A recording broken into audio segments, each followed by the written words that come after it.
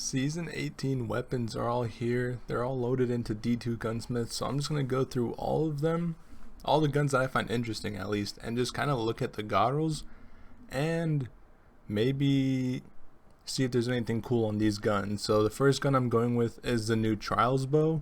It is a lightweight bow, which kind of is unfortunate, but they did get buffed recently, so they have a little faster draw time and the damage is kind of staying the same. The roll I think would be nice is trying to go for as much accuracy as possible with rangefinder and gunshot straight. Since this perk increases body shot damage, I thought it'd be really nice to make up for the fact that this gun's a lightweight, so it's doing less body shot damage than other bows. So it'll have the draw time of the lightweight bow, but the body shot damage of a different bow.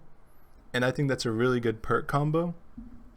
With these bows, kill clip won't be able to one-shot body shot, unfortunately, and neither will Adrenaline Junkie, just because they don't have enough damage. So I don't think those perks are really too useful. They'll be nice to have, definitely. Kill clip will feel really nice on the gun, along with tunnel vision, but this is my pick for the bow, at least. The next gun is Malicious Birthright, which is coming back. And the god roll for this one is pretty obvious in my opinion.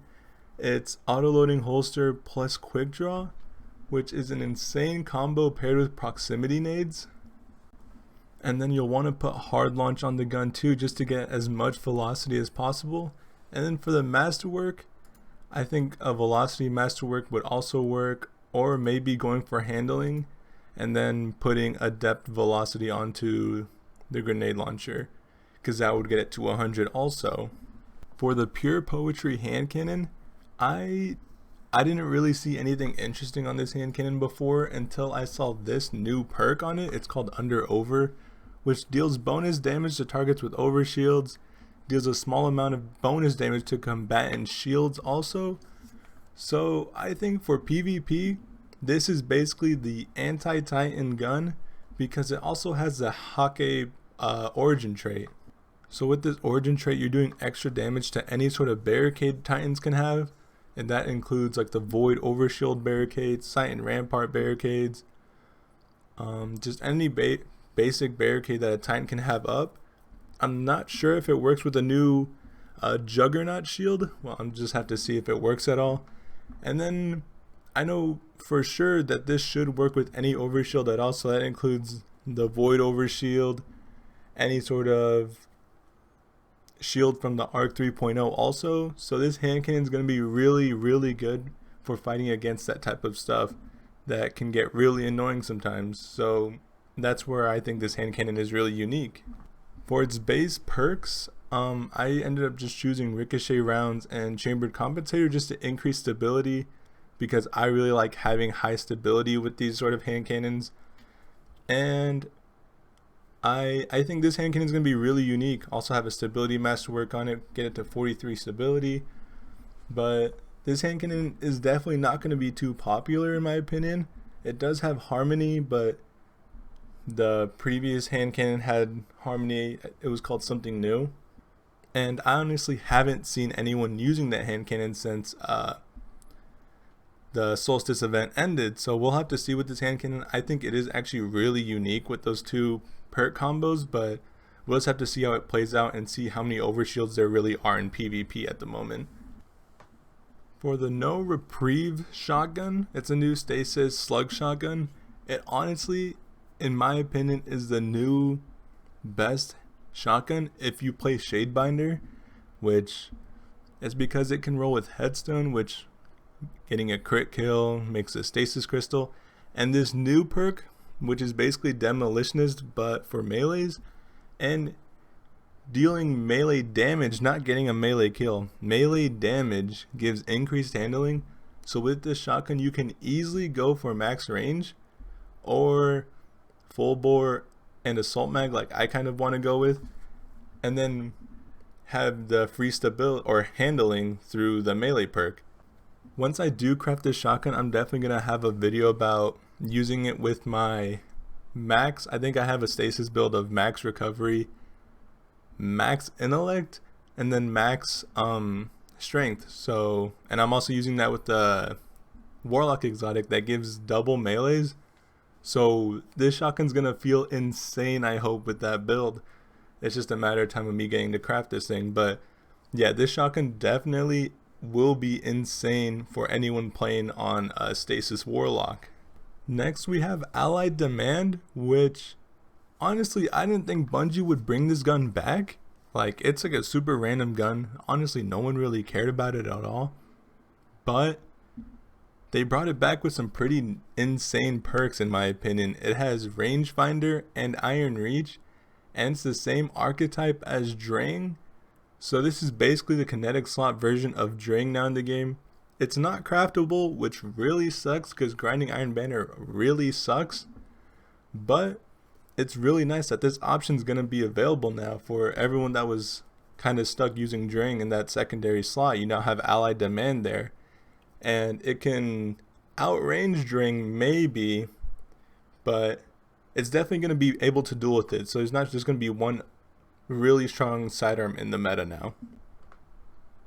The new feud SMG seems like a really fun PvE weapon. PvP, I don't really see anything too special here, but for PvE, I'm going to be going Tac Mag with this weapon, Ambitious Assassin, and Headstone. And the reason for Ambitious Assassin is because it got buffed. I think it can hold an insane amount of ammo in the mag now, which is going to be really fun to use with Headstone because you'll be clearing so many ads with Headstone on Stasis Titan. And yeah, overall this gun just looks so good, and it looks like it's going to be so much fun to use. If you're not playing on Stasis, you still be able to use Frenzy plus Ambitious Assassin, or maybe even Grave Robber plus Swashbuckler. That seems like a really fun combo too. And then there's also that new melee perk plus Swashbuckler, seems like a really fun combo. There's just a lot that this gun can do, but mainly for PvE. For PvP, in my opinion, it's not enough zoom, which really sucks because so many guns just suffer from that problem. But yeah, I mean, for PvE, this just looks great. For the new Suros SMG, when I first saw it, I thought this was just another lame SMG, just another Suros SMG that I don't really like using them. But then with I'm gonna call it the Pizza SMG because I have no clue what that name is. But with this, it's kinetic. So for anyone that likes using these Suros SMGs, it's now going to be in the Connect slot. I don't know how many other Suros SMGs are in this slot, but it's definitely going to be different feeling from other kinetic SMGs. And the role I think would be really fun to use would obviously be a rangefinder role with perpetual motion, ricochet rounds, and extended barrel to max out that recoil direction. But with this gun, instead of perpetual motion, you could easily go for Eye of the Storm or even hipfire grip. Both of those are really going to be some solid options. And an interesting on this gun also is that it has threat detector in the 4th column instead of the 3rd. But I'll definitely be sticking with rangefinder. The new Gambit pulse rifle is a 390 RPM pulse rifle, which is one of those archetypes that I don't really like, except for that one Stasis pulse rifle that came out in Witch Queen. But what's unique about this pulse rifle is the fact that it can roll Desperado. But in my opinion, that's really it with this gun. It's not that good looking of a gun. And Desperado on this gun kind of, in my opinion, isn't really that good. It's not that good because the gun is always going to be a 3 burst. Unless you have some sort of damage booster, but I mean, you'd be able to get that through multi-kill clip, maybe Rampage, and maybe Golden Tricorn. But with Desperado, it's just getting that 3 burst even faster. So at that point, in my opinion, there's no reason to not use like Darkest Before, and really any other 540 pulse rifle. I just feel like Desperado on this gun is just going to feel a little weird and not going to be as broken as maybe some people might be thinking. For the new scout rifle, I'm honestly pretty excited about this one. Arrowhead break, steady rounds, enhanced moving target, and enhanced multi-kill clip. It seemed like they'd be really fun. I'm not exactly sure how good multi-kill clip is on this archetype of gun, but I mean, with all these new guns, they look so good that I honestly don't even mind them having insane perks. I just really think that this gun looks really cool. It has a really good combination of perks, and it might be my go-to pulse rifle or scout rifle, I mean, because this archetype of scout rifle I've honestly always kind of liked, but there's never really been one that I really wanted to use. But I mean, this gun really might change that. It looks really good.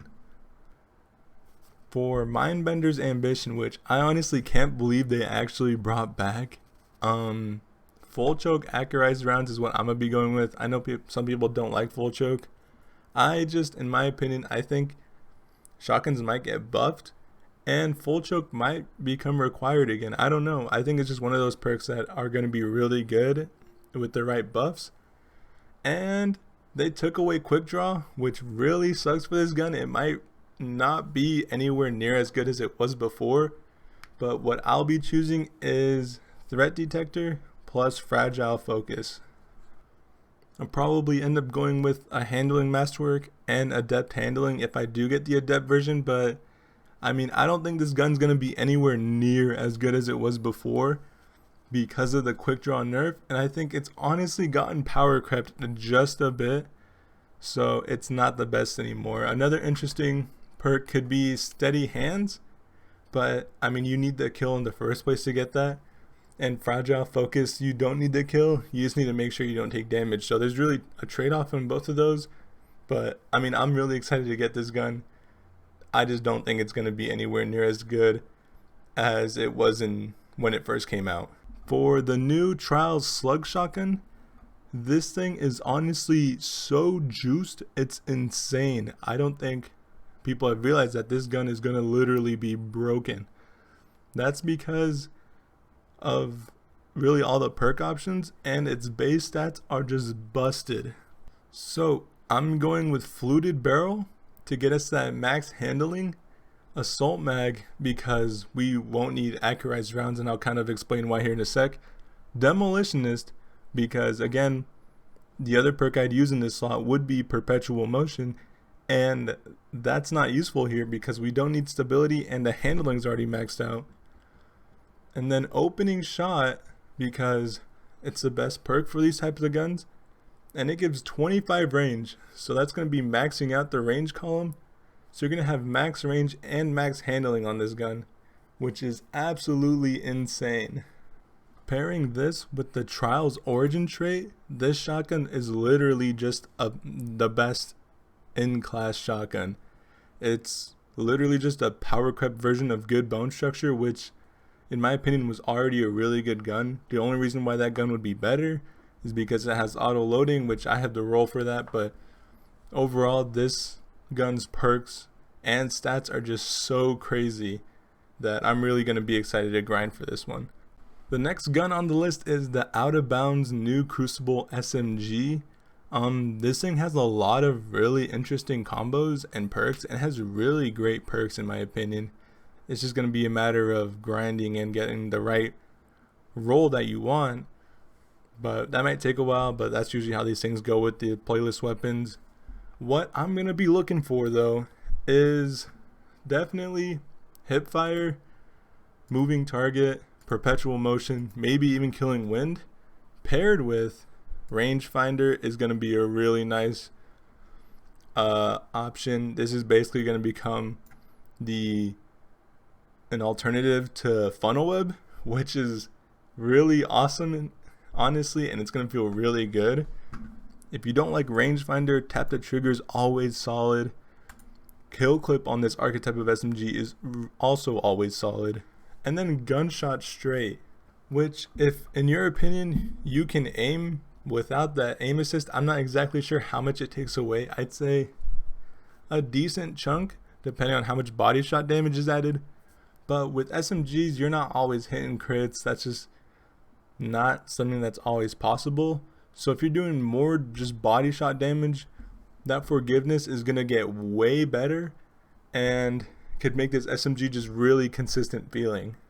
Overall though, I feel like this SMG is going to get a decent amount of use compared to, I don't even remember what last season's weapon was for PvP. I think it was the fusion rifle, but that was just a really good PvE fusion rifle. Never really saw it in Crucible. But this, I feel like this gun could be used in every single playlist with the right role, which is really awesome to see. And then the very last weapon on the list, which is the weapon I'm most excited for, is a sidearm. And I'm not just saying this to troll, I am not trolling right now. This sidearm is literally gonna break Crucible. It's gonna be so good, and so many people aren't gonna think about it. Number one, it's craftable, which is probably the most important part of this. Number two for the weapon is that it's the full auto archetype of sidearm, which have always been my favorite. Just whenever we got these, they wouldn't have rangefinder, or the ones that did, it'd be really hard to farm for that role. But now this gun is craftable, and this archetype of sidearm really just melts. It is really just so underrated. And the perks I'll be choosing on this are enhanced rangefinder and enhanced threat detector. I'm going enhanced rangefinder just because all that extra zoom really does make a huge difference, and it does give a small bonus to handling. Enhanced threat detector because the perk only activates within 15 meters of people, and it gives some really nice stat buffs.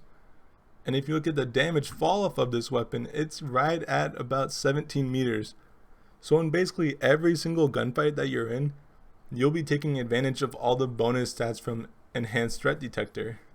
And then accurized rounds just to push out the range even further, and extended barrel to get the recoil direction from 95 to 100 and add on some extra range. So yeah, in my opinion, this is going to be one of the first weapons I end up crafting. And I really hope it's as broken as I hope it's going to be. Not as broken, but as consistent. And I really hope this is just the sidearm that I've always wanted to be able to craft. It would be really nice that I wouldn't have to worry about farming for the Suros one from strikes anymore. But yeah, I mean, that's all the weapons I care about for this season. There are some ones I skipped over, but overall, some of these weapons look really, really cool. It might be some of the reasons why I'm crafting some of them.